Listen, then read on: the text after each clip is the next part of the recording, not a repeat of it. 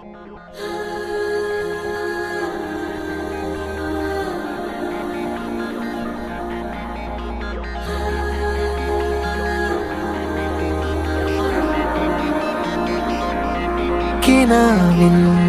വിമാനം കരയേറിയൊരു ദിനം ഇളമുളം കാട്ടിലെ നീറുകൾ.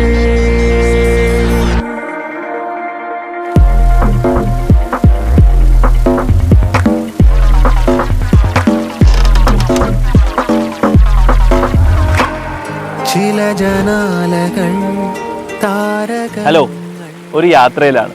അതെ, വളരെ അഭിമാനത്തോടെ നമ്മുടെ +1 പഠിച്ച് ഫുൾ മാർക്ക് +1 വാങ്ങിയ പാർവതിയെ കാണാൻ പത്തനംതിട്ടയിലുള്ള പാർവതിയുടെ വീട്ടിലേക്കാണ്. ഓൺ ദി വേ ആണ്.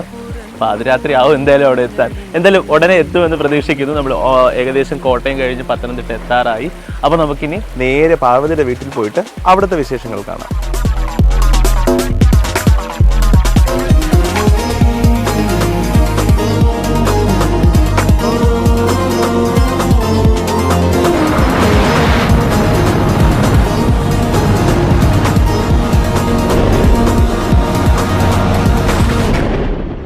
അങ്ങനെ നമ്മൾ ഏകദേശം ഒരു 10 മണിക്കൂറൊക്കെ യാത്ര ചെയ്ത് നമ്മുടെ പത്തനംതിട്ട അടൂരിലുള്ള പാർവതി കൃഷ്ണയുടെ വീട്ടിലെത്തിയിരിക്കുകയാണ്. സോ വളരെ ഹാപ്പിയാണ് നമ്മൾ.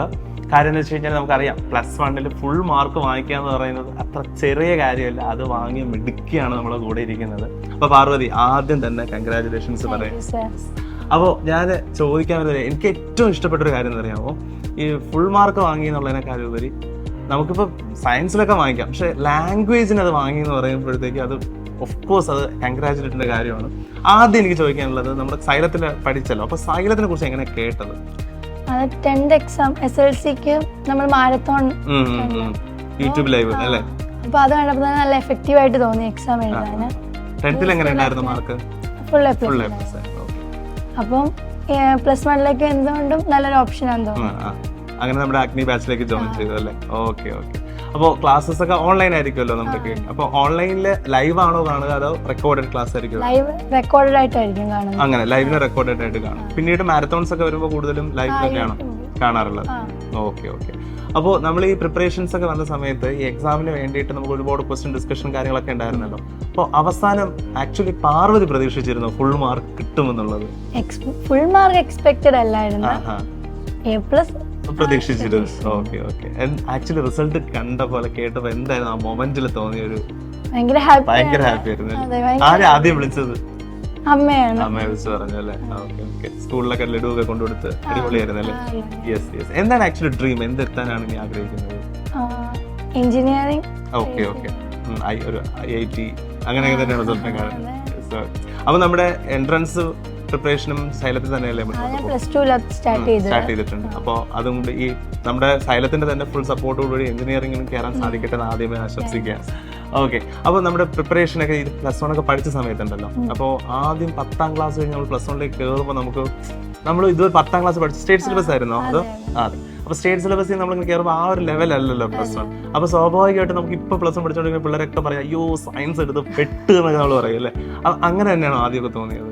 ആദ്യം എന്തോ ഒരു വലിയ സംഭവം പോലെ തോന്നിയത്. സിലബസ് ആയാലും നല്ല 10th വെച്ച് നോക്കുമ്പോൾ കുറച്ചുകൂടെ വൈഡാണ്.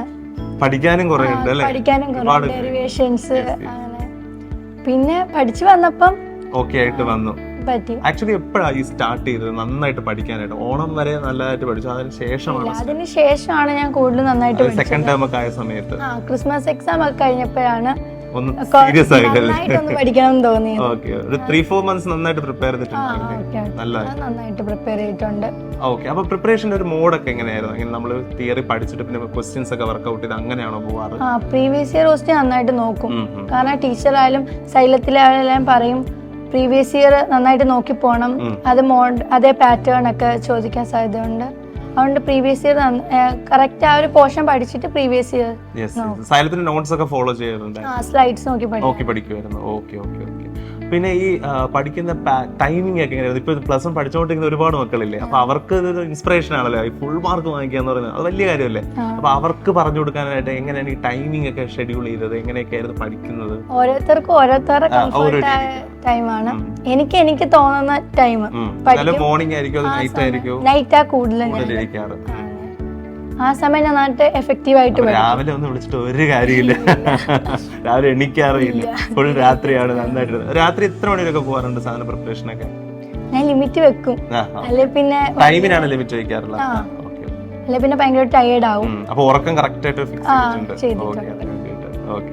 അപ്പോൾ എന്തായാലും നമുക്ക് ഈ പ്ലസ് 1 ഇത് നേടി, ഇനി നമുക്ക് പ്ലസ് 2 കൂടി ഇത് കണ്ടിന്യൂ ചെയ്യണം അല്ലേ? അപ്പോൾ പ്ലസ് 2 പ്രിപ്പറേഷൻ ആക്ച്വലി എവിടെ നിന്ന് സ്റ്റാർട്ട് ചെയ്തു? തുടക്കം തൊട്ടേ അങ്ങനെ തന്നെ പോവുകയാണോ, മെയിൻറ്റെയിൻ ചെയ്ത്? അത് ഇനി അതും ലാസ്റ്റ് വെച്ചിട്ട് പ്രിപ്പയർ ചെയ്യാമെന്നുള്ള രീതിയാണോ? ഇല്ല, കാരണം ഓൾറെഡി തുടങ്ങിയിട്ടുണ്ട്. കാരണം കുറച്ചുകൂടെ അപ്ഗ്രേഡ് ആയി, പഠിച്ചു, പാഠം പഠിച്ചു അല്ലേ, എങ്ങനെയാണ് നേടേണ്ടതെന്നൊക്കെ. ലാസ്റ്റ് ആവുമ്പോൾ പിന്നെ കുറച്ചുകൂടെ ടെൻസ്ഡ് ആവും നമ്മള്. നേരത്തെ പഠിച്ചാൽ അതിന്റെ ആവശ്യമില്ല, പിന്നെ റെക്കോർഡൊക്കെ വരുമ്പോ ടൈമും കുറയും. അപ്പോൾ ഈ ഓൺലൈനായിട്ട് പഠിച്ചു, നമ്മുടെ സൈലത്തിൽ ഓൺലൈൻ ആയിരുന്നല്ലോ, അപ്പോൾ ഓൺലൈനായിട്ട് പഠിച്ചു എന്നുള്ളതുകൊണ്ട് എന്തെങ്കിലും കുറവ് ഫീൽ ചെയ്തിട്ടുണ്ടോ? അതായത് നമുക്ക് അങ്ങനെയും പഠിച്ച് ഫുൾ മാർക്ക് വാങ്ങിക്കാമെന്ന് നമുക്ക് പ്രൂവ് ചെയ്യാൻ പറ്റിയൊരു അവസരമായിരുന്നല്ലോ. അപ്പോൾ ഓൺലൈൻ ഇപ്പൊ പഠിച്ചുകൊണ്ടിരുന്ന മക്കളോട് എന്താ പറയാനുള്ളത്? നമുക്ക് അത് തന്നെ നമുക്ക് മോട്ടിവേറ്റ് ചെയ്യേണ്ടതല്ലേ, അവർക്ക് പറ്റും എന്നുള്ളതല്ലേ. അപ്പൊ അതൊരു ബാഡായിട്ട് കാണേണ്ട കാര്യമില്ലല്ലോ, ഓൺലൈൻ തന്നെ പറ്റും എന്നുള്ളത്. പാർവതി എനിക്ക് ലിവിങ് എക്സാമ്പിൾ ആണ് ഇവിടെ ഇരിക്കുന്നത്. അപ്പോൾ ഓൺലൈനായിട്ട് പഠിക്കുമ്പോൾ എന്തെങ്കിലും ഒരു കുറവ് ഫീൽ ചെയ്തിട്ടുണ്ടോ എന്തെങ്കിലും ഒരു കാര്യത്തിൽ? ഇല്ല, നമുക്ക് നന്നായിട്ട് നമ്മുടെ ടൈം യൂട്ടിലൈസ് ചെയ്യാൻ പറ്റും, ടൈം കിട്ടും നന്നായിട്ട് പഠിക്കാന്. അതുപോലെ പഠിച്ച കാര്യങ്ങൾ എന്തെങ്കിലും നമുക്ക് പിന്നീട് നോക്കണമെങ്കിലും ഓൺലൈനിൽ അങ്ങനെ ഒരു പ്രൊഫഷൻ കിട്ടും, ഓഫ്ലൈൻ ആകുമ്പോൾ അങ്ങനെ ഒരു പ്രൊഫഷൻ കിട്ടും. അതുപോലെ ഡൗട്ട് ക്ലിയറൻസ് ആയാലും പെട്ടെന്ന് തന്നെ ചെയ്യാൻ പറ്റും. ഈ അടിപൊളിയായിട്ട് ഓൺലൈൻ അടിപൊളി. അപ്പൊ ഇപ്പോഴും ഓൺലൈൻ തന്നെയല്ലേ നമ്മൾ? ഓക്കെ. അപ്പോൾ പ്ലസ് 1 പഠിച്ചുകൊണ്ടിരുന്ന സമയത്ത് ഏറ്റവും ടഫായിട്ട് തോന്നുന്ന സബ്ജക്ട് ഏതായിരുന്നു? ഫിസിക്സിലെ ഡെറിവേഷൻസ് ഒക്കെ കുറച്ച് ടഫ് തോന്നി. പക്ഷെ എക്സാം വന്നപ്പോൾ മാത്സ് ആയിരുന്നു ടഫായത്. മാത്സിന് ഫുൾ മാർക്ക് കിട്ടിയില്ലേ? സന്തോഷമായല്ലേ? ഹാപ്പി ആയി? ആൻസർക്ക് കിട്ടിയ കണ്ടപ്പം കുറച്ച് അപ്പോൾ എന്തായാലും പ്ലസ് 2 ഇതുപോലെ തന്നെ മാർക്ക് വാങ്ങിക്കണം. ഞാൻ ഇനി അടുത്ത ഇന്റർവ്യൂവിന് വരുമ്പോൾ 1200 വാങ്ങിച്ച കുട്ടിയെ കാണാനായിരിക്കും എത്തുക. അപ്പോൾ എന്തായാലും ഉറപ്പായിട്ട് എത്തണം. അപ്പോൾ ഇത്രയും രാത്രിയായി ഇന്നലെ നമ്മൾ കാത്തിരുന്ന് ഒരു ഇന്റർവ്യൂവിന് വേണ്ടി ഇരുന്നത് ഒരുപാട് സന്തോഷം. അപ്പോൾ ഒന്നുകൂടി കൺഗ്രാജുലേഷൻ പറയാനും. അപ്പോൾ നമുക്ക് അടുത്ത ഇന്റർവ്യൂവിൽ കാണാം. 1200 ഔട്ട് ഓഫ് 1200. ഓക്കെ. സോ എല്ലാവർക്കും ഇതൊരു ഇൻസ്പിറേഷൻ തന്നെ ആയിരിക്കണം. ഓക്കെ, പാർവതി വാങ്ങിക്കാൻ സാധിക്കുമെങ്കിൽ അല്ലെ, ഇങ്ങനെ ഒരു ഗ്രാമത്തിൽ നിന്ന് അല്ലെ, അടൂർ എന്ന് പറയുന്ന സ്ഥലത്ത് നിന്ന് നമുക്ക് പാർവതിക്ക് വാങ്ങിക്കാൻ സാധിക്കുമെന്നുണ്ടെങ്കിൽ, കറക്റ്റ് അടൂരല്ലോ ഈ സ്ഥലത്തിന്റെ കറക്റ്റ് പേര് എങ്ങനെ? ഓക്കെ. അപ്പൊ കടമ്പനാട്ടുള്ള പാർവതിക്ക് വാങ്ങിക്കാൻ സാധിക്കുമെങ്കിൽ നിങ്ങൾക്ക് ഓരോരുത്തർക്കും സാധിക്കും. അപ്പോൾ അഗ്നി ബാച്ചിൽ ജോയിൻ ചെയ്തിരിക്കുന്ന എല്ലാ മക്കളും കറക്റ്റായിട്ട് ഹാർഡ് വർക്ക് ചെയ്യുക. You can score full marks on plus 1.